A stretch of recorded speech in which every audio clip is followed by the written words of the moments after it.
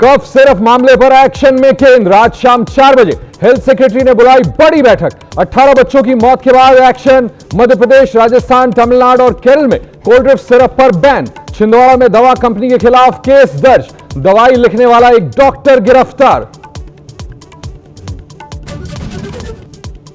Bihar BJP चुनाव समिति की बैठक में 60 सीटों पर हुआ मंथन। दूसरे दिन भी उम्मीदवारों पर होगी चर्चा।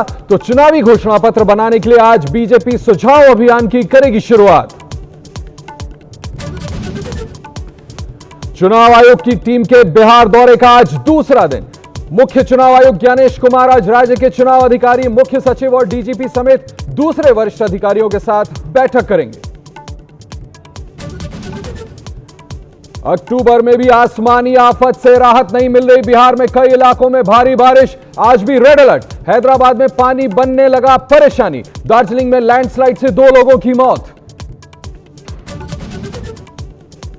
महिला क्रिकेट विश्व कप में आज भारत और पाकिस्तान की भिड़ंत। कोलंबो के प्रेमदासा स्टेडियम में दोपहर 3 बजे से खेला जाएगा मैच।